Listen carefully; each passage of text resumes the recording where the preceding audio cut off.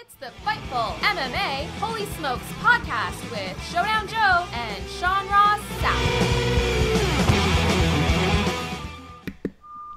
Joe, we are presumably live. What's up, everybody? June 12th edition of the Holy Smokes podcast. Yours truly, Joe Ferraro. Give me a follow online at Showdown Joe via all social media platforms. And, of course, give Sean Ross Sapp a follow at Sean Ross Sapp. He is the managing editor for Fightful, Fightful Online, Fightful MMA, Fightful Wrestling, Fightful Boxing, Fightful Sanshao, Fightful Sabat, Fightful who knows what else he's going to have out there. Premium content as well. Give him some love. He puts together some crazy stuff. He does not stop working, and neither do I when it comes to MMA, because we have a lot to discuss here as to what went down at UFC 225, Whittaker versus Romero 2. What a fight that was there. Colby Covington backs up all his trash talk. Woo, buddy, that fight versus RDA was pace-filled ridiculousness.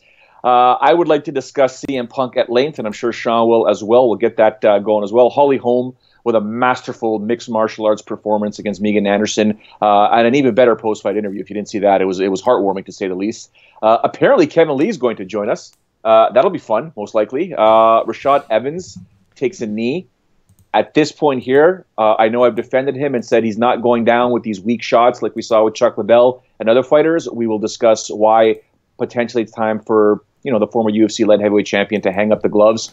Curtis Blaydes, Tuivasa, and his nasty beer drinking out of a shoe habit. Can't believe they do that. That's a thing. Ronda Rousey in the UFC Hall of Fame. And, of course, controversy, because Sean's going to disagree with me, but Claudia Gadelha emerges victorious against Carlos Barza, and Sergio Pettis gets a huge win.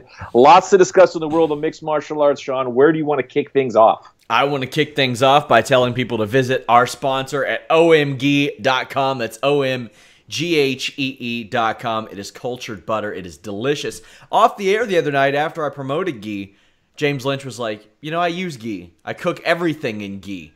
And he is a notorious fit guy, and a fitness revolution is happening right now, both food and diet. Be a part of it. Check out omghee.com. It is 100% organic, non-GMO.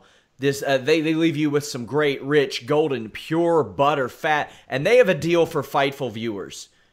Use the code FightfulMMA. Go over and check them out at omghee.com. They have all kinds of information from their shop to their Why Ghee section, which will give you the rundown on what ghee can do for you. My favorite thing about it, besides how delicious everything tastes with ghee, is that it has your omega-3s and omega-9 essential fatty acids. I take my fish oil every day. I always tell people if there's one supplement that I absolutely had to take besides a multivitamin, it is fish oil, and it's to get those omega-3 and 9 essential fatty acids. It's also a great source of vitamin A, D, E, and K. Ideal for fighting cancer even because of the CLA involved. Check out omghee.com. Use that code FightfulMMA, and even if you don't check anything out over there, you don't buy anything, go visit them at omgbutter on Twitter. Just let them know that you heard about them from Fightful. We thank them a lot. And, of course, Fightful Select, guys. Go over there and check out our wonderful premium content. I know we're going to have some viewers today that are pro wrestling fans that are going to check this out, but we'll get to the CM Punk thing. We got a lot UFC 225 related, and primarily, honestly, UFC 225 related. We had our post show, but there's no event this week. Next week is Singapore. We'll have your pros picks and all that stuff. But man, we do have Demetrius Mighty Mouse Johnson and Henry Cejudo 2 confirmed. We can talk that before we talk UFC 225. What do you think of that booking? I think it's, if they're not doing Dillashaw Mighty Mouse, it's smart to book them the same night and almost kind of force their hand a little bit in the future. Absolutely. I think it's a fantastic booking. Actually, before we go on, huge shout out to John Mercury, buddy of mine, real estate agent, who's finally tuned into our podcast. I'm sure his schedule is all over the place. I sent him the link, and he's already told me that he's tuned in. So shout out to him, one of the coolest dudes I know, and he's a barbecue pitmaster. This guy's fantastic on the barbecue, so he's my competition, Sean. Not happy with him right now, but we'll figure that out at a later time. Now, you did mention the fact that Cejudo and Mighty Mouse were booked on the same card. I think it's a fantastic idea because Should Mighty Mouse emerge victorious? There's no guarantees, despite the fact he's arguably pound for pound #1 in the world and probably one of the greatest mixed martial artists of all time. We know what can happen in a fight. If he does emerge victorious and then TJ Dillashaw emerges victorious, you have yourself a storyline that would be absolutely fantastic. Because if Mighty Mouse wins, he may ask for the winner of the main event, and the winner of that main event will likely accept. So it's just great storytelling on behalf of the UFC, although we'll talk about Sergio Pettis a little bit later on as to what he'll have to do in the future. But I love that booking. I love the fact they're on the same card, and it's a great card as is. Yeah, a programming note for that night, guys. Either someone else will lead the charge on that, or I'll do a post-show the next day on August 4th. I have a previous obligation also for the Singapore show. We'll likely do that on Sunday as opposed to Saturday as well. But just wanted to let you guys know for that. Also, I have a lot of people asking me, what are you going to do for July 7th? Because New Japan's running and UFC's running. What I'm going to try to do that night, because it's a big, big night for both companies, I'm going to try to go live with New Japan's post-show at 12 midnight. Hopefully, Eastern. As that goes on, I will be watching UFC on another screen to the left of me. You might hear me shriek in surprise, in excitement, in terror. And right after that show ends, I will likely try to do a post-UFC 226 show. I think I said 225. I mean UFC 226, Miocic and Cormier. So hopefully I'll pull double duty consecutively right there. I'll have some help on the writing end of things that night, but we're getting those shows in, and we're going to get them in live, you guys. So definitely check those out. We got UFC 225. That was a pretty fun show, I thought. The main event was every time they fight, it's going to be like a movie, Joe. Yeah, it was ridiculous. It was absolutely insane. I'm surprised Romero was able to stay up as much as he did, and the fact that Whittaker was able to take that kind of punishment and keep going. That's a heart, man. That guy's got heart. His resolve is through the roof. Those two guys put on a fantastic performance. I know all that stuff with Yoel Romero not making weight by 0.2 pounds. They stopped him from making weight. Obviously, the commission was looking at a health concern. I know Romero's camp has filed suit against him. I don't know what's going to come from that, Sean.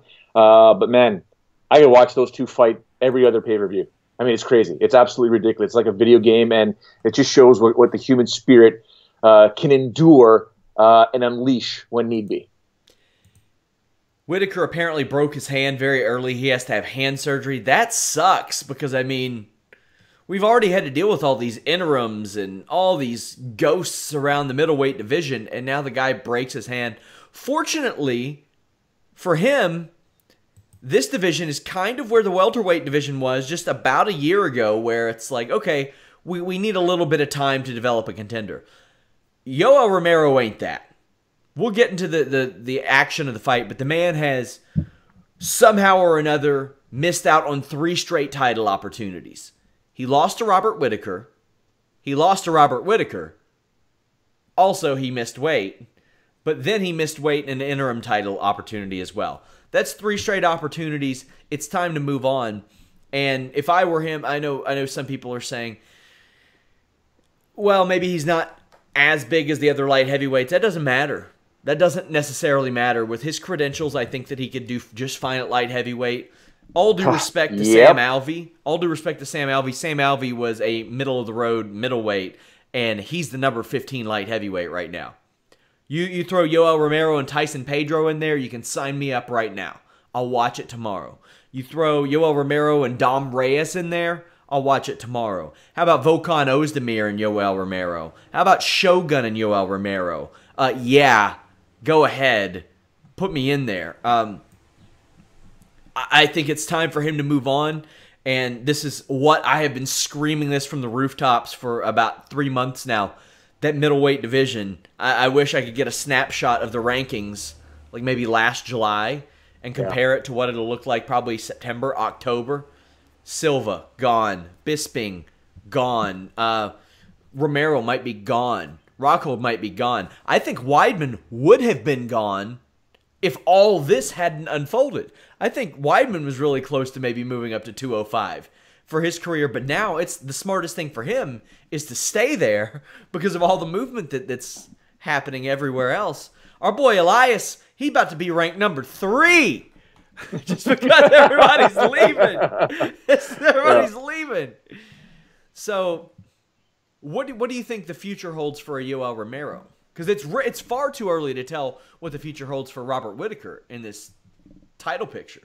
Yeah, the whole Robert Whittaker thing just sucks, man. Poor guy. I mean, like, it's just, I don't know. Poor dude gets injured in the first round, like in the past, 2-3 fights. Like, just the guy's made of steel, but the minute he gets into that fight, he's in big trouble. All right, it's just weird. It's just so weird. But man, what an absolute pleasure it is to watch him compete. Now, I'll say it till I'm blue in the face. When we first started Fightful MMA and Fightful.com, it was Sean Ross Sapp who continued to profess the greatness that is Robert Whittaker, and I kind of held off because I just said I was in love with him during The Ultimate Fighter when he competed down south, or down under, excuse me, and just kind of his career kind of went, I don't know if I agreed with the whole middleweight jump, and before you know it, he's a world champion, and he continues to put on these spectacular performances. Again, I was blown away way back when he fought Jacare, way back when he fought Yoel Romero, and continued his ascension up the rankings to become the champion. The guy is something else. As for what's going to happen with Yoel Romero, I don't know. I mean, I just don't know what's up with this guy, because 0.2 or 2 ounces, excuse me, is a tough thing to deal with. It's a bitter pill to swallow when you're that close. But in the end, he didn't win the fight. Split decision. You could have made the argument that he did win the fight, but it's tough. I'd like to see him go up to 205. Because at this point here, do we really think, no matter how many wins he has at 185, that he's going to be getting a title shot anytime soon? And do you think UFC President Dana White or the UFC in general will grant him a title shot? I think they will do anything and everything possible to make that opportunity difficult for him because of what happened this past weekend. You can't beat Robert Whittaker. And as long as Robert Whittaker is a champ, and Robert Whittaker is going to stay the champ for quite some time, especially since the fact that he's going to be sidelined with a broken hand, Romero doesn't have any other business than competing at 185 pounds. Go to 205. Get a refresh. You don't have to cut that much weight. The guy's a monster as is. I see him in person whenever I call the Titan FC shows in Fort Lauderdale, Florida. I'm probably going to see him in 2.5 weeks when I get down there. The guy's a beast. Fight at 205. You're not any young, he's not getting any younger, Sean. You know, forget about this cutting weight to 185. Keep that extra 20 pounds on you. You'll be the fastest guy in that division, likely. I mean, if you go up and down this roster, who would be faster than him? Like, I know if you're fighting a guy like Alexander Gustafsson, you may have a problem. God, I'd love to see Yoel Romero and Daniel Cormier fight one day. 2 wrestlers of that nature that can throw bombs. Why not? I mean, there's no one really in that division that I could look at to say, you know what, they are faster, way faster when it comes to speed and explosiveness than Yoel Romero. He would have a serious shot in this division at 205. Yeah, even with the age thing, because as we found out, and I believe you did a column on it several months ago, the age for the average ranked UFC light heavyweight skews older.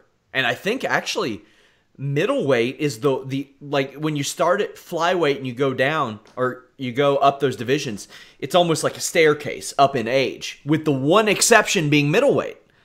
I think middleweight is, from welterweight to middleweight, is the only one that decreases. The fight itself, man, what a fight. 3rd round, Yoel Romero goes in the history books with Kimbo 6 months of sprawl training. Tank Abbott, he may have beaten me, but he went to the hospital and I went to the bar. It's up there with Stevia Dan Quinn. It's up there with C-Level Kane. It is a historic figure, motivated BJ Penn in the history of MMA. Meanwhile, and here's the funny thing, the comparisons that Yoel Romero makes to himself and Rocky, I don't think he gets it. He ain't the underdog here.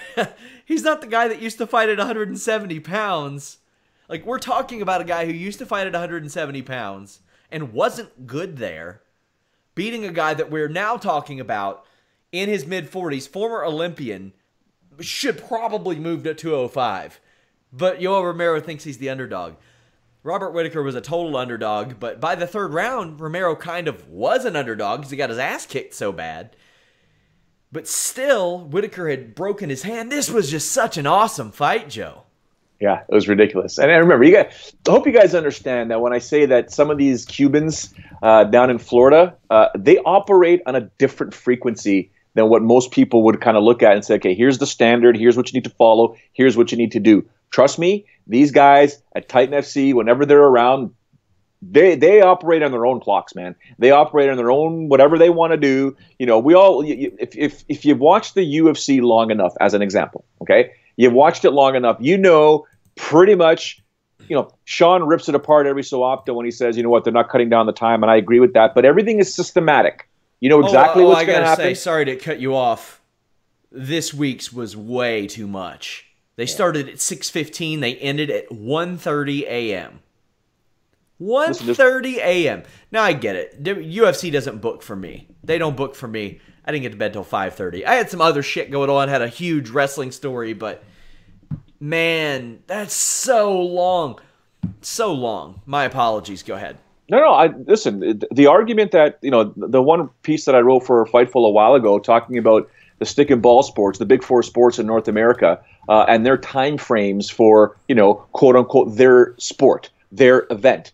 Okay, if you look at those averages, they're trying to bring it down while the UFC continues to move it up. Like 6.5 hours for an event is just strictly too much, in my opinion. You don't need more than 2 hours. And in those 2 hours, you can get your prelims in, okay, and you can get your main card in. In fact, realistically speaking, you don't need more than 3 or 4 prelims in total, okay? The main card itself, it's still long. That's still 5 hours. If we're going from 8 p.m. Eastern till 1 a.m., that's a long time. Like, it doesn't have to be that long. It should only be 2 or 3 hours, in my opinion. But that's another story altogether. We can discuss that on another podcast. The bottom line is it just simply takes too long. And when you look at the whole situation with these guys, in my opinion, it may change with ESPN. I know you and I talked about it 2 weeks ago. It may change. I don't know. I wish it would. But this is what happens when the UFC, in my opinion, okay, the UFC, let's not forget, the UFC is not a sport. It's a business. Okay, they've got the business of mixed martial arts predominantly around the world, minus ONE FC over in certain parts of Asia. They've got the global product. Okay, the problem is that you would assume that in the UFC it would only be the best of the best mixed martial artists, but it's not. It's quote unquote the best of the best, and then the amateur, or not the amateurs. So I mean, the best analogy I could think of in hockey, for example, it's the NHL, the AHL, and the East Coast Hockey League.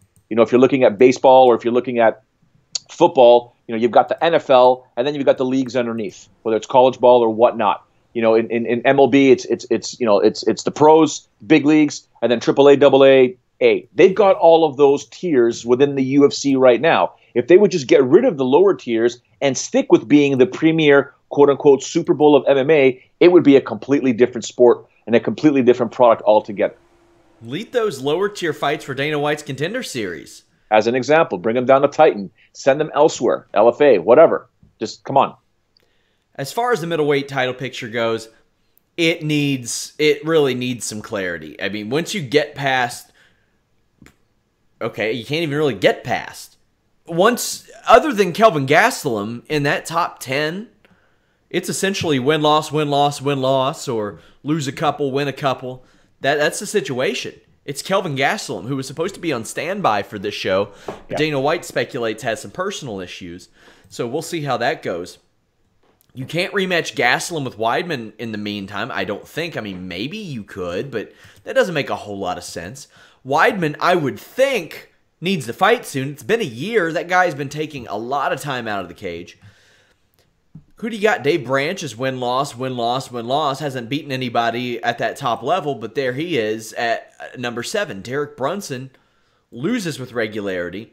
I think you need to take some of the Paulo Costas, the Shoe Faces, the guys like that, and match them up against some of these bigger names and try to the guys in the middle of the rankings. Yes. Try to force a star, essentially. Because, I mean, there are a lot of times when you think, oh, I don't want to pick off a contender. You either got to pick off a contender or you got to build one real quick, because who knows? If Gastelum loses his next fight, which he said, oh, I'm going to wait for a title fight. Buddy, I doubt it. I doubt you're going to wait for Robert Whittaker to heal his hand up. I mean, maybe you do. Maybe you do, but whatever. I would like to see Weidman against Jacare. I think that makes a lot of sense to do that. And other than that, it's rough. That fight there, right now, it's number 3 versus number 5. Tell me what would happen, in your opinion, to the loser of that fight. How far would they drop in the rankings? Not that far, because right below them is Brunson, Branch, But this is what I'm saying. You get a Brunson and a Branch and Tavares, and you start pitting them up against Shoeface, Paulo Costa, or Thiago Santos, things change quickly. Yeah, right? But I mean, look at Machida. He's won 2 in a row. He beat Eric Anders and didn't really beat Eric Anders. And he beat a retiring Vitor Belfort. He's number 9 again. The guy lost 3 in a row. He didn't win a fight for 3 years, and there he is. So I don't think they fall that much, but middleweight needs some activity. It needs a star really badly. One thing I really liked about UFC 225 was the 2 main events, the 2 title fights. In the main event, you had a champion who moved up from 170, stopped cutting all that weight. You had a title challenger in the co-main event, moved up from 155 to 170, stopped cutting all that weight. However, on this night, Colby Covington backed up every shit talk that he had. I thought that Colby Covington looked excellent in this fight. His cardio held up great. I thought that he was far more willing to strike than I had anticipated. Not only that, while not necessarily technically sound, he's remarkably accurate and competent, even when throwing these strikes with Rafael Dos Anjos. Now, if you put him in a 5-round kickboxing match with Dos Anjos, I'm not picking him to win, but he can hold his own, and that surprised me, and that impressed me, and I think Colby Covington looked great. I was surprised at the pace that he had in round 1, surprised that it continued somewhat in round 2, and then he just wouldn't let off the gas for the rest of the fight. I mean, he got tagged a few times, but man, he put it on Rafael Dos Anjos. Like, I mean, I thought for sure at some point Rafael was like, hey, you know what? Enough with this guy. Let's just tune him, get rid of this guy, get it over with. Or even if we have to get down on the ground some way, somehow, I'll get in my guard, I'll sweep him, I'll finish him off. Man, he just, it was almost like from the onset, RDA's will to fight was broken. Like, he just didn't have an answer originally for the pace that Colby Covington brought the moment the referee stepped out of the way, and then wasn't able to readjust or figure out, okay, I need to take over this fight some way, somehow, and really punish Colby and get him to realize who he's in here with. And instead, Colby did what he had to do, continued to do it, and then his post-fight interview was, Colby Covington. Like, I mean, what did he say about, what was that message he sent to Tyron Woodley? Why would you let this filthy animal take this beating? Like, that guy there is something else than taking the belt to the White House to hang out with Trump. I mean, this guy's just, listen, the shtick is one thing, the gimmick's another thing. I'm at the point now where I'm watching. I'm enjoying it. The guy's a train wreck. I love it. He said that he wanted to put the title on Trump's desk. Dana White said that he could make it happen. I'm sure he would love that. I mean, without getting political, you get the MAGA people on your side, and all of a sudden that follower count jumps from like 30,000 to 300,000 for Colby Covington. I mean, he doesn't outwardly say that outside of that, but he knows what he's doing. He's healing it up, and I thought that... And how often have we seen Tyron Woodley avoiding fighting welterweights that are in his division over the past year? Delayed his surgery, didn't want this fight, didn't want that fight. All of a sudden, he wants that Colby Covington fight. And I've heard that he wants to hurt Colby Covington. Oh, look at his posts on social media. Yeah, not beat Colby Covington. He wants to hurt Colby Covington to the point to where he doesn't fight again. Just got to get in there, man. It's been a year. I think at this point, the interim championship is justified because he put off that surgery for so long and no timetable. I mean, if you remember, he said, I want to come back in April. And I said, that's not happening. And then he said, I want to come back in July. And I said, that's not happening. I don't know when he's going to be back. And he's 36 years old. I think Colby Covington has the right time to fight Tyron Woodley after a long layoff, as old as he is, and off of shoulder surgery. It's smart. It's smart, and he's there. And now Colby Covington's going to be the number 1 ranked guy. We'll see a major shift in those rankings. By the way, I break those down at Fightful Select every time they're updated. But that was the thing. Colby Covington had to back this up on Saturday night, and he did. Let me ask you this about Tyron Woodley. Let's go back in his last 4 fights, okay? Yeah. In his fight versus Robbie Lawler, he won in the first round, 2 minutes and 12 seconds, okay? Yeah. He was motivated because it was an ATT versus ATT, and he was pretty feared. Like, he was fearful of Robbie Lawler's power. So he had to get in there and use his speed and finish him off. The next 3 fights were more or less technical. He wasn't as motivated as he is right now to fight Colby Covington. Did you hear him really trash-talking Stephen Thompson both times? Not really. Did you really hear him talk negatively about Damian Maia? No. And look at him now with Colby Covington. He's on a different level. Now we have ourselves Tyron Woodley, who's extremely motivated to put a hurting on someone. This is probably exactly what Dana White's been looking for from Tyron Woodley, what the UFC's been looking for, what the fans who call him boring are looking for right now is a Tyron Woodley who is now motivated to put a hurting on someone. Now, does that mean he may go back to a 5-round, quote-unquote, bore fest where he's going to be counter-fighting? Perhaps. But if Colby Covington keeps coming at him that way, he's going to be forced to react. I saw people in the live chat, or somebody in the live chat saying, Covington walks into a right hand from Woodley, it's over. I don't know how anybody could make it that black and white. We saw Covington take several really good shots from Rafael dos Anjos. Oh, yeah. Tyron Woodley hasn't knocked anybody out in 2 years since that Lawler fight. Has had 3 5-round fights since then. A year off. Right shoulder surgery.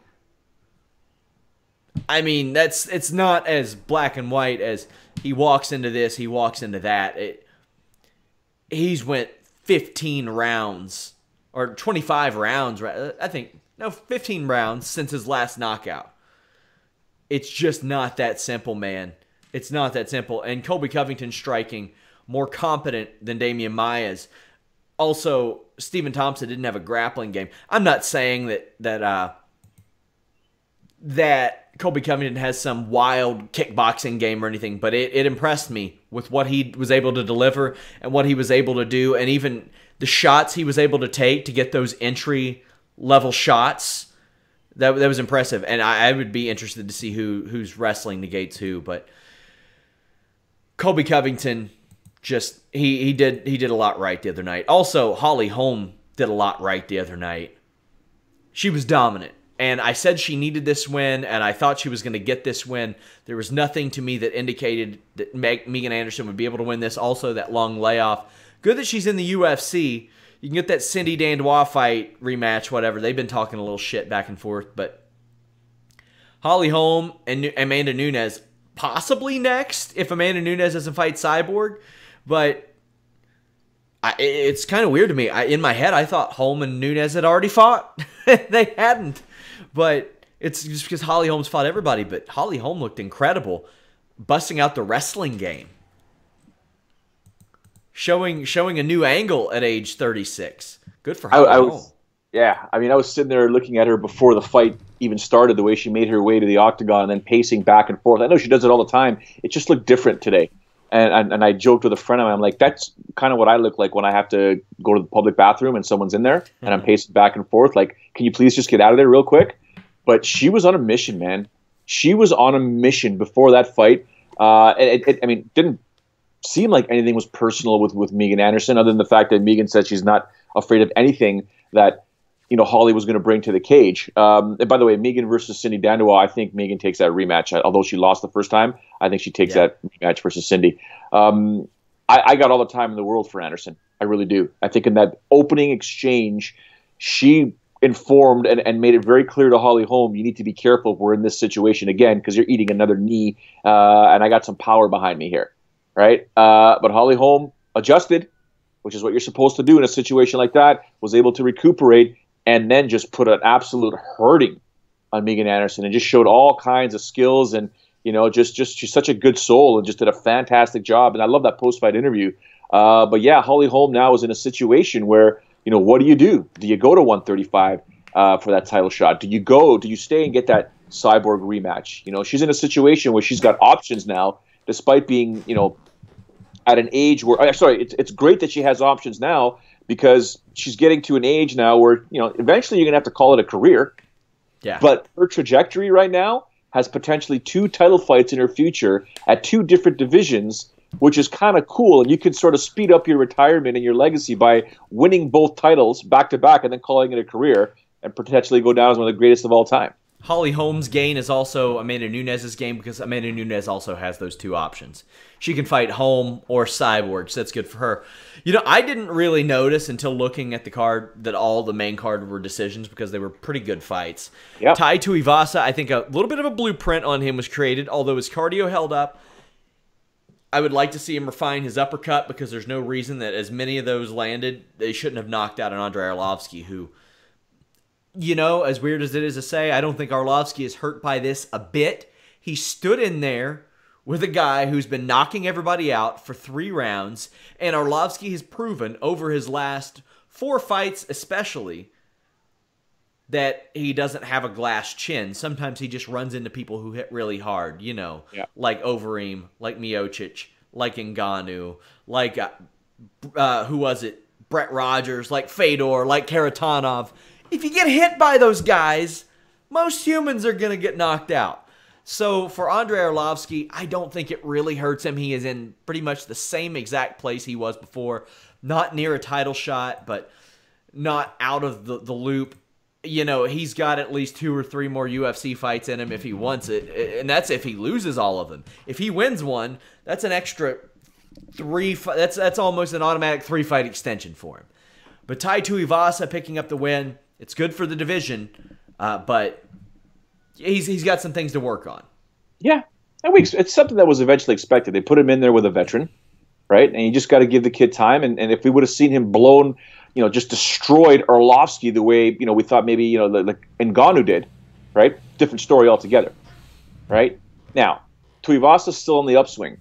Arlovski's more plateau, taking a bit of a dip because of the loss. But, you know, overall, Tuivasa, if he puts his head together and gets his training in, I still think he can come in much better shape than what he does right now because he's still cutting to get to 265, right? He's a big human being, but I just think that if he did a couple things differently, his physique would change and could be a lot better than what we're seeing right now. But he is one of the future prospects in this division, no doubt about it.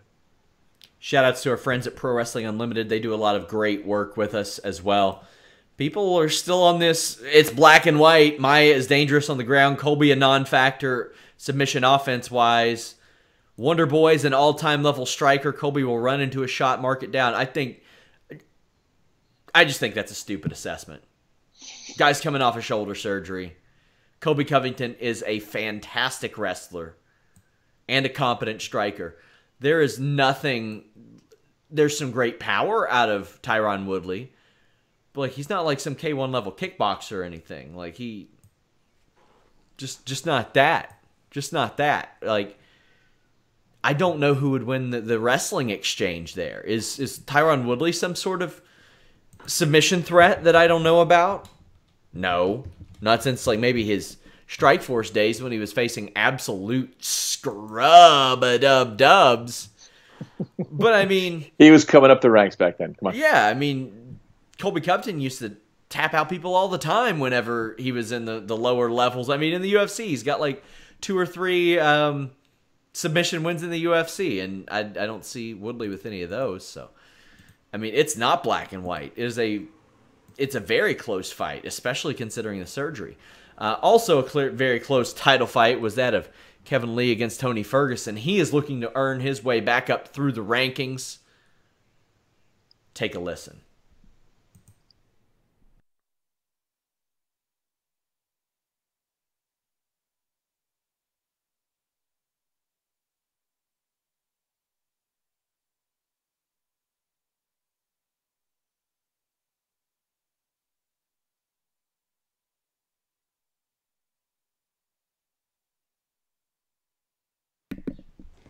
My apologies for whatever reason. The clip isn't working. We'll try the second one. How many more fights do you have in your deal? I think I have 3. Okay. 3 more fights on the deal. But honestly, I think for this one we'll probably have to renegotiate. I don't know. I would say so. That's a big one. Yeah. Yeah. Like I said, we're gonna have to see. It's gonna be some renegotiation to be had anyway. You know, I put in my work and you know, it's time to see some back end on that.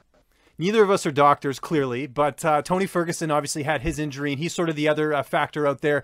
Just your initial thoughts on when you think he could come back, and if he does come back, do you think he's going to be the same? Yeah, I said it before. Tony Ferguson will never be the same again. You know, I think I think I definitely fought the best version of him. If he does come back, I think it's going to take at least a year. I'm going to be right up there with it. You know, we'll see. I take the belt from Khabib.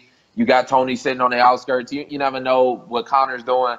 It's a lot of big fights to be had. All three of those, no matter how you pair up each four of us, those are all big fights. As far as Tony, I don't know. We'll see. I don't think he'll be the same. I mean, he's 34. He trains like a madman anyway, and I don't think he'll ever be able to rely on that knee again. And it's kind of a shame too, because I don't think that we really got to see the best out of his career. But you know, I just calls him like a season. And as far as traveling, you mentioned you're going to be doing a bit of that, and I know you're with CAA, obviously, so there's a lot of good opportunities there. Is there anything you can reveal as far as where you're going and maybe some of the projects you might be working on? Not yet, but we got some things in motion. You know, I know there's a big demand to.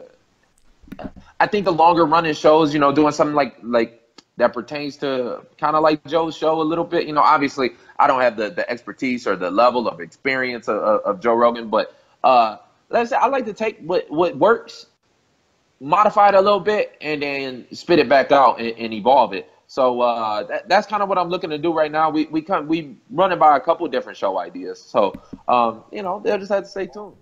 You can see that full interview at FightfulMMA.com. Go over there, click that exclusives tab. James Lynch has tons of exclusive interviews over there. Make sure you all check it out. Also on this show, CM Punk lost to Mike Jackson. Joe, we haven't had your thoughts on this. I tore this fight a new one. I want your thoughts on the fight itself. Can I hear your thoughts first? Because in a summary, or sorry, can the viewers hear your thoughts if they missed it after the event? In the modern era of UFC, I'm talking post-tough, it was two of the worst performances I've seen in the UFC. Period. I called a half a dozen amateur fights on a show the week before that were better. Everything. I'm also not buying into the fact that Mike Jackson's talent level was so much that CM Punk couldn't overcome it. He's been training at Rufus Sport for 3.5 years. There's no excuse for him to have done so many of the things that he did so poorly. That guillotine attempt was one of the saddest things I've ever seen in my life. He was closer to getting a double wrist lock from a standing guard position than he was a guillotine. Also, I don't buy that Mike Jackson was playing with CM Punk. I think that Mike Jackson wasn't talented enough to finish off CM Punk because he was concerned that he would get caught by some errant punch, some errant elbow, some errant something, and be embarrassed on a grand stage, and tried to play it off as he was clowning CM Punk and all that. Things like closing your guard on your back but not using elbows, all that stuff. It was so elementary and so poor and so bad that I wonder how often and how much he was really at that gym. I wonder. It makes me question that. And as a pro wrestler, man, do I enjoy CM Punk. As an interview, man, do I enjoy CM Punk. Very glad that he took the time to speak to us last week. I mean, that makes twice. I mean, before last week, no pro wrestling websites had spoken to CM Punk since he left. We were the only ones. And he spoke to us again last week after his trial. And I know he had that, but that doesn't make up for the just utter lack of skill and technique that I saw in that cage from both guys. It was really bad. He got tired 3 minutes in, and before some idiot comes in and says, well, why don't you get in there and do it? Why don't you get... Well, let me tell you why I don't get in there and do it. 1, because I was never an amateur fighter. 2, because I'm not a goddamn pro fighter. And 3, because I'm not a celebrity that can make it happen. He was a celebrity that can make it happen, and I don't have a damn problem with that. I was excited to watch the fight. It doesn't mean I couldn't be disgusted with how the fight played out. And I was. Do I think it was so bad that it was offensive to MMA? And no, I don't give a shit about that. I don't care about that. I watched 2 300-pound women fight at a venue called Dale's Hot Dog Stand. And the commission let it happen. So I don't really care about that. This was CM Punk parlaying his celebrity into a fight, and I don't have a problem with it. I don't have a problem if he fought in the UFC again. Don't care. Don't care. but you better damn well believe I'm going to talk about how bad it was. So I would echo probably 100% of your sentiments, only because for a variety of reasons, and based on my assessment of watching CM Punk, and it's also part of my job over the past, I guess it's almost 20 years now. Jesus, 20 years of being involved in mixed martial arts. Part of it was, as I was growing up doing my broadcasting career, I was a promoter, I was a manager, I was a matchmaker. I was there to assess talent. I do it right now when I watch Titan FC fights, and I have to know what I'm looking for. So Kamaru Usman and I, or Jose Shorty Torres and I, know what's coming or potentially can happen in a fight. It's my job to be an analyst. It's my job at the grassroots level to say, hey, you know what? He or she should be fighting for Titan FC. They're ready. He or she should be fighting in Ryzen because they are ready. He or she should go to the UFC. That's my job. Part of my job, excuse me. And in looking at CM Punk and watching that performance, I question how much training he actually put in, because I don't know. I mean, I was jogging through my head guys that I used to train with and girls that I used to train with who had no athletic ability whatsoever, and I watched them over a period. Let's just, for argument's sake, use that 3.5 years. Who came in and trained at least 3 or 4 times a week, part-time, because they had jobs or whatever. It's just, I guess, a hobby or something they would love to do. And I can assure you, Sean Ross Sapp, and everybody tuned in right now or listening in later on, that within 3.5 years, I could see a technical difference in who they were when they first started to where they were 3.5 years later. Now, imagine being an actual athlete and having the understanding that certain things need to change with your footwork, with your stance, with your execution of throwing a jab, a cross, a hook, an uppercut, putting those combinations together, defending takedowns, understanding the submission game, the old school position versus position before submission, and understanding certain things. I didn't see that with CM Punk. No one can tell me that he trained. And I listen, I'm sure if Duke Rufus hears this, I might be getting a text saying, dude, why would you say that? You're wrong, blah, blah. I'm just going with what I saw versus Mike Jackson on Saturday night. That was not a fighter, in my opinion, that trained mixed martial arts for 3.5 years. It was a fighter that put some training in. That was a fighter that, has a pair of brass ones to get in there and do it in the octagon in front of millions in the world and put his reputation on the line. I just did not see a fighter who trained in MMA for 3.5 years. That's the mathematics do not work for me, having been involved in this sport for as long as I have and seeing. And then it doesn't matter at what age. I know masters, or quote unquote, not masters, guys that compete in masters divisions in grappling that started not too long ago, that look absolutely fantastic because they put their time in and they're afraid to lose at a local grassroots grappling event. Let's see that with CM Punk. I know boxers, I know kickboxers, I know Muay Thai fighters, guys that are younger than me, girls that are younger than me, people that are my age, that have been doing it for 2 or 3 years, that looked much, much better than that. Much technically sound, Sean. Like technically sound to know what to do in certain situations. I did not see that with CM Punk. And in the warm-up, watching him as he's getting ready to go to the octagon, I thought to myself, what am I looking at here?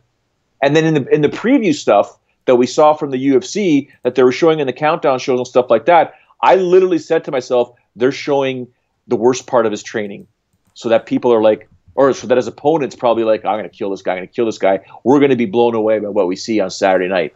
And let me tell you, it was the complete opposite. Yeah, it was not that. One thing we did see was him punching from his back probably more in one fight than I've seen in the UFC in probably the last 3 to 4 years combined. I'm talking hundreds of fights. There's only one possible opponent for him if they want him in the UFC again, Joe. You know who it is? Floyd Mayweather. Floyd Mayweather. That's it. Yeah. And remember when we had this discussion, we said, who wins that? Because at the time, CM Punk had trained for 3 years at Rufus Sport. Floyd Mayweather wins that. That's who 100%. Wins that. There's nothing, I always say about a Floyd Mayweather, he loses to 95 to 99% of MMA fighters in an MMA fight because there's nothing that indicates to me that he can stop a takedown. Even though CM Punk landed a takedown, there's nothing to indicate to me that he can do anything besides that. And that was another thing, the questions of Mike Jackson playing around with Punk and Mike Jackson's skill level after 10 years of training being so high that Punk couldn't overcome it. Yeah, somebody who had trained 3.5 years, even in their late 30s, could have overcome it. But he just wasn't good. Also, Mike Jackson got taken down by CM Punk. And we saw what CM Punk has. So that's another reason why I look at things and I say, no, Mike Jackson was not playing around with CM Punk. Mike Jackson was also actually not good. That's where we are. As far as CM Punk's wrestling future, I hope that he comes back to pro wrestling and does an appearance, but I think maybe he's so disgusted by the business that he doesn't. So, that's a thing. Also a thing was Curtis Blaydes, who we will have an interview with on Fightful.com this week. That was ridiculous. He deserves a title shot. Give that man a shittle tot. That guy there is something else, man. Oh my God. Who was reffing it? Dan Miragliotta? I think so, yeah. I think Dan was just so, he stopped it correctly, but I think he was so stunned to see that fight the way it ended, because it ended terribly for Alistair Overeem, because those elbows were disgusting by Curtis Blaydes. How they just, it wasn't the fact, I guess it was also the fact that as they came down, Sean, they were hard. They landed extremely hard, but then you just saw Overeem's face just go all Halloweenish very quickly, right? And poor Dan was like, "Oh my God, let's stop this right now! Oh boy, this is done!" And you just Curtis Blaydes is, "Oh my God!" That was just, yeah. And he did it in the third round, ladies and gentlemen. He didn't do it in the first round. He didn't do it in the second round. He did it about 3 minutes into the third round. It's a heavyweight with cardio. That's a heavyweight that'll finish you in the third round. I like it. Sign me up for him against Cormier or Miocic, because I don't think his striking's on the level. Obviously, he has some power. He backed up Overeem multiple times. However, I'm more interested to see whose wrestling negates who against any of these three guys. You got a much older Daniel Cormier. You have, well, I'm not going to say he's old because it's heavyweight division. You got a Miocic who's in his mid-30s, and you've got a 27-year-old Curtis Blaydes who has won 6 fights in a row. Went 2 rounds taking shots from Francis Ngannou until the doctor said, "Cut this shit out. You're going home." He didn't even stop it. What this means for his brain long-term, I don't know. But one of the charming things about him, you'll hear it in interviews, he's a very soft-spoken, quiet guy, has a little bit of a stutter. It's really endearing. He's awesome. He doesn't bullshit. He's a very nice guy, and he just goes out there and drills people and wrestles people, and his wrestling is active and exciting, and I like it. Curtis Blaydes is that next guy in the heavyweight division. I had somebody saying Volkov, piss off with that. I think beating Mark Hunt and beating Overeem back-to-back is even better than beating Fabricio Verdum. I truly do. 2 things at least one. And the 6-fight winning streak helps over a 4-fight winning streak. So the kid's fantastic. Let's not kid ourselves. I got all the time in the world for Curtis Blaydes.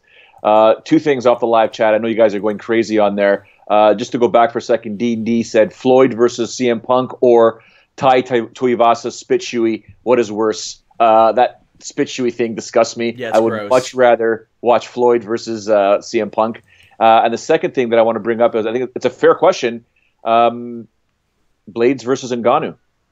Who wins it? Now, I think Blaydes does. Yeah. I mean, based on what we saw with Ngannou's performance versus Miocic, and considering what Blaydes has done since his fight with Ngannou, I may have to go Curtis Blaydes, who just seems to have grown more as a mixed martial artist than Ngannou has, because Ngannou, in my opinion, just has relied on that vicious, incredible knockout power and striking, but his wrestling and takedown defense is basically, I shouldn't say null and void, because it was Stipe Miocic that did that knee tap and did do what he had to do. I mean, Miocic is a special fighter, let's be honest.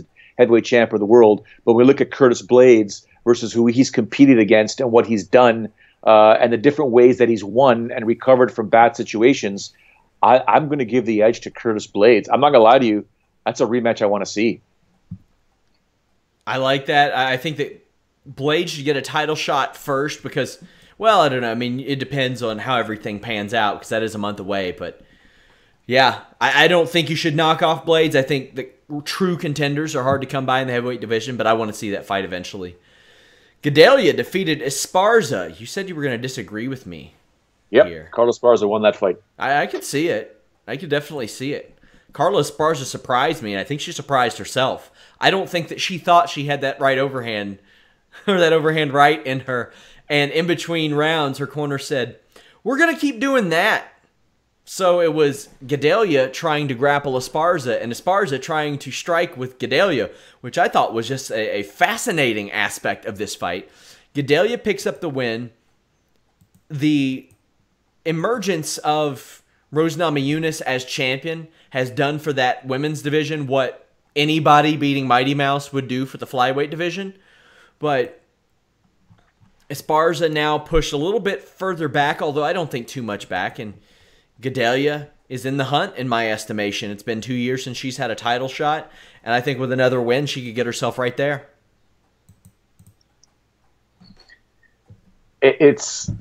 I was not expecting that performance from Carla Esparza. Anyone that tuned into last week's Holy Smokes podcast knew that I was expecting Claudia Gadelha to come out and be far more vicious considering what happened to her in the last fight or so. I just thought Carla Esparza at the time, coming into this fight, was just not at the twilight or just facing the horizon, Sean. But I was like, nah, she's going to reach her peak here, and that's it. No. Carla Esparza put on a fantastic performance. She's now accusing Claudia of greasing. I wouldn't be surprised, to be honest with you. It's just there's a lot of things that people do in mixed martial arts that you'd be, especially in the lower end shows or the underneath the UFC. Yeah. But I'm giving all the respect in the world to Carla Esparza right now.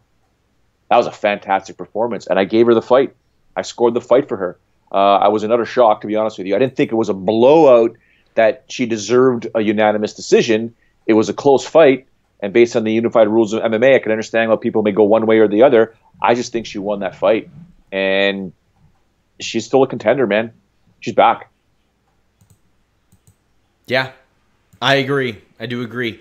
Mirsad Bektic, it's hard to call him a prospect before this fight. You can't afterwards, but the guy had been around since 2014, so it's weird for me to say prospect. He'd been around forever. He's still a young guy, but he got this win over Lamas as the betting odds predicted, as I predicted, but I didn't think Lamas looked bad or anything, but it's clear to me that his time near the top of this division is up, and I think his time near the top of the division was up, in 2013, I think, but he's hung on. So I think he will continue to hold on. Mirsad Bektic has emerged. It was a fine performance. Nothing overwhelming. Yeah. Nothing fantastic. He fought a high-caliber guy in Lamas, man. Yep. You can't, got to give him credit. Dan Ige dominated Mike Santiago. That was awesome. Chris De La Rocha and Rashad Coulter had an awesome first round. Those were a couple good performances there. Charles Oliveira tapped out Clay Guida with the quickness.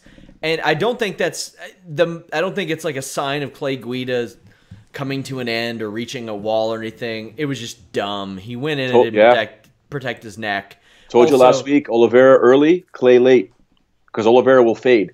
Also, might not help when Jason Guida gives his brother that's half his size CTE before every fight. That's Your dumb. tweet was awesome. Your tweet was epic on that one. What a dumbass that guy has traditionally been. Sergio Pettis, though, looked real good against Joseph Benavidez. His footwork, his head movement, his counters, his takedown defense. Sergio Pettis is here, and the thing is, quite frankly, it's stupid. It's stupid altogether. UFC in August should be Mighty Mouse versus TJ Dillashaw. Because there were no contenders. Now you have Marlon Moraes and you have Sergio Pettis. You have real contenders. So that fight might not even happen. Also, if Garbrandt finds a way to win, my God, they'll run that shit back again. They'll just do that. And Garbrandt will pussyfoot around to, oh, I can make 125. Can you? All right, then. We'll see. We'll talk about it. But, man, Sergio Pettis looked really, really good. This was the win, and I've often said, I think this solidifies Horiguchi as the number 2 flyweight ever in my estimation. But, I mean, in that same breath, Sergio Pettis got a good win over one of the all-time great flyweights in Joseph Benavidez. Yeah, I think this was the fight that really showcased that, you know, Sergio Pettis is officially, and this is crazy, a mature mixed martial artist. He's 24. I would say it says that he's better than Anthony ever was, too. There's my take. I think he's better than Anthony ever was. No, Anthony in his prime, killing when the WC was coming to an end, and what he did when he defeated Ben Henderson was some epic stuff. I was there for that fight when he won the title. I think Pettis has to become a champion. Was that the fight right before Clay Guida decisioned him? With Pettis? Oh, that was the boring wrestling, take him down and hold him? Was that the fight a couple fights after Bart Palashevsky beat him? Yeah, that's fine. But he became a world champion, Sean. He became a world champion with some epic victories, highlight reel stuff. I'm not saying Sergio is that far away from his brother. I'm not saying that. I'm saying at some point you got to have a belt around your waist to really say who's better than who. Yeah, but in that same breath, if Anthony Pettis were a 125er, he wasn't beating Demetrius Mighty Mouse Johnson in a million years. I don't think there was anything. I think all of those, if you asked Demetrius Mighty Mouse Johnson to run off a cage and kick somebody in the course of a 5-round fight, it's happening. He just has to want to do it. He threw a man up in the air, caught him in an armbar. It's been he's the Genghis Khan of that division. Lightweight didn't have that. Ben Henderson was, I mean, I'm not shitting on Ben Henderson. Ben Henderson's still a great fighter. But the title fights that he was in, somewhat controversial. The victors in some of those.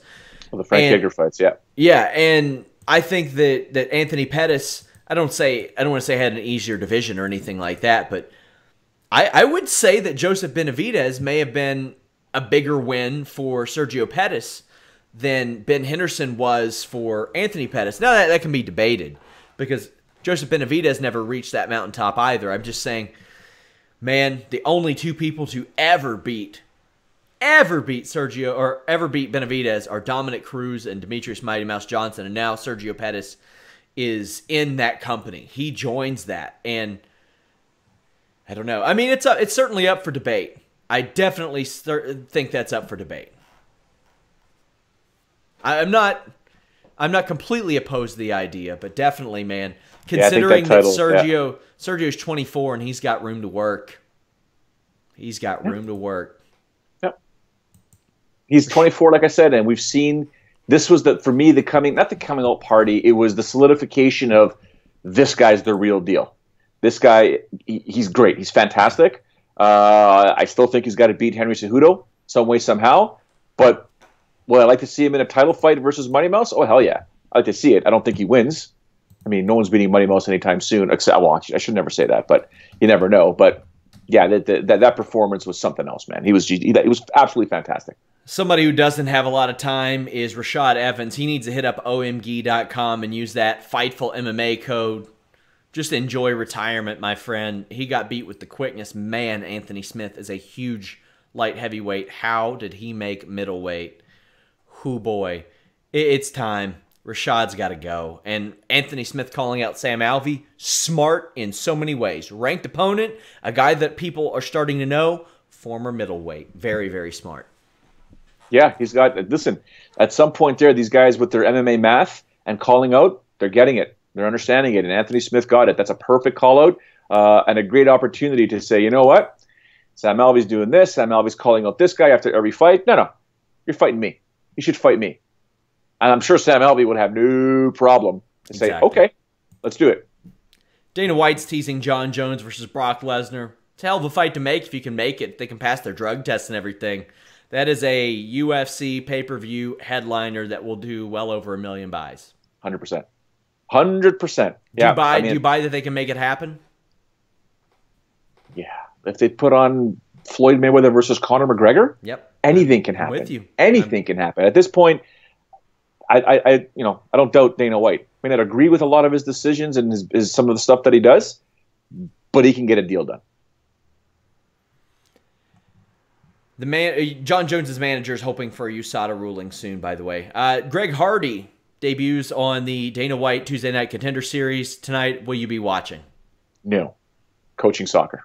Today, tomorrow, and Thursday, but I'll be paying attention afterwards. I will be watching delayed, but I'm going to watch my dude Chris Curtis fight. He deserves a UFC contract, as is. Ronda Rousey in the UFC Hall of Fame. She referenced it in her promo on Monday.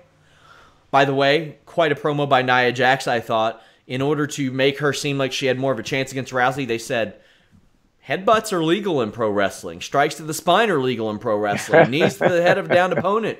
I like that. That was good. Ronda Rousey as a headliner of the UFC Hall of Fame. I think it was the right move, especially to get some buzz for International Fight Week. What do you think? Oh, it's a no-brainer. I mean, anyone that disagrees with Ronda Rousey being in the Hall of Fame, I would have no rebuttal. Although I would have a laundry list of bullet points that I could argue back, I just can't. I can't. She's a trailblazer, always was. Did exactly what, I don't even think she envisioned she would ever be able to do what she did. But what she did for women's mixed martial arts and just women in general was amazing. So, yeah, she goes in the Hall of Fame. No ifs, ands, or buts. Wish I could be there, but very well deserving. She gave me some of the best interviews, some of the most hilarious off-camera conversations and wit that I've experienced in the game. And she's a trailblazer. That's just the bottom line. She deserves to be in there. Your boy, Kamaru Usman, got into an altercation that involved Ali Abdelaziz. Your thoughts? Surprised. Been around Kamaru quite some time, in regular environments that are not mixed martial arts related. Never saw him get to that point where he was ever upset or pulled on, the alpha male syndrome where you basically, what? Now you're crossing the line. I'm going to defend myself. Never seen him get into that type of situation. So the news kind of hit me by surprise. I don't know what to say or what to do or anything like that. But, as for Ali, that dude, he'll fight anybody. He doesn't care. He's just the way he is. And, that from that side, it doesn't surprise me whatsoever. He's an old school. Ali's an old school. I don't know if you remember. Of course you remember. The name slips my mind, but it's just an old school guy that's not going to back down from anyone. He may not use the correct judgment in certain situations because he has a switch that'll flip on at any time if you question his manhood, and he'll be more than happy. He won't talk his way out of it. He'll fight his way out of it. So not the greatest idea to do all the time, but when you're around him, I guess you better be ready to throw down, and that's what happened perhaps with Kamaru. But I'm not there to decide who's guilty, who's not guilty. I don't know if there's any charges that are going to be pressed, but what went down. But from Kamaru's perspective, I'm surprised. That happened at the PFL show. Their transformation from World Series of Fighting into PFL is complete. Last week's show saw Andre Harrison, Lance Palmer, Alex Nicholson, Jack May, Jared Rosholt, Steven Seiler, Francimar Barroso, a lot of names that you've probably seen on UFC shows, Bellator shows win. Jake Hune got beat. Marcos Galvo got beat. Josh Copeland got beat. Did you see anything about this show? Do you care? I only cared about Andre Harrison. With all due respect, nothing. I'm not trying to be disrespectful to the organization, the promotion, the fighters, the system. I just have a soft spot for Andre Harrison because he was the champion at Titan, ended up leaving, going to World Series of Fighting. Now he's in PFL. Like to see him in the UFC. That's the only reason I was paying attention. I'm at the point now where there's some of these mixed martial arts events, and it's something that we've had on the live chat we've discussed before. There needs to be some meaning to the fights, some relevance. What does this mean? What does this fight truly mean? And I get in the PFL they've got the system points and stuff like that. I get it. What does it all mean? That's all that matters. How relevant? where's the basis of putting this fight together? That's all it is.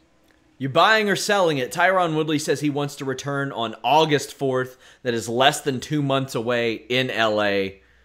He says, quote, I'm projected to be back August 4th. That's when I want to fight. I want to fight in LA. I'm ready. I've been starting to go 100% on a lot of things. Obviously, I'm still doing rehab, still getting the strength back. But it's not restricting me from a lot, end quote, on MMA Junkie Radio.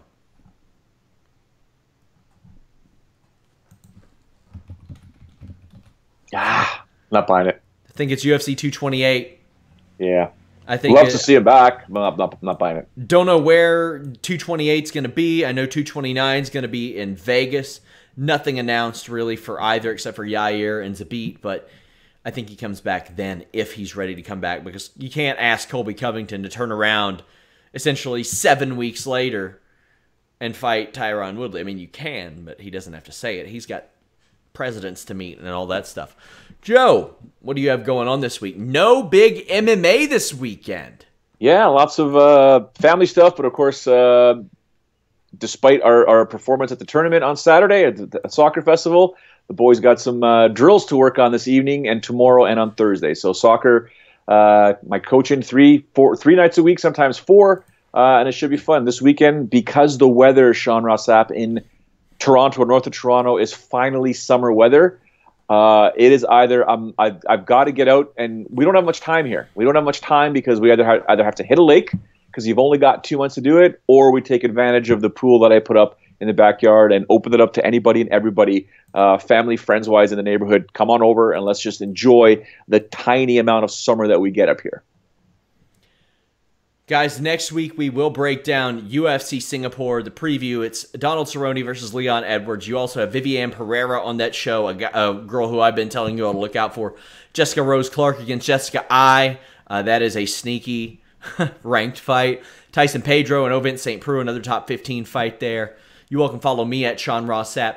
Follow us on Twitter at Fightful. Visit our sponsors over at omgi.com. Use that code FightfulMMA. But even if you don't, check them out at OMG Butter on Twitter and let them know you heard about their product from us. That goes a long way. We also have Fightful Select. If you all want to contribute to Fightful without doing so monetarily, just comment on a story. Join in on our forums. That type of engagement really, really helps. I'm looking to make those forums more active. Carlos has a Joshua versus Wilder forum topic up there right now. I have Money in the Bank predictions. I am doing an NBA draft thread, an NBA free agency thread. I am excited for it. Guys, thank you all so much. Thumbs up, subscribe. Hit that bell. We're out.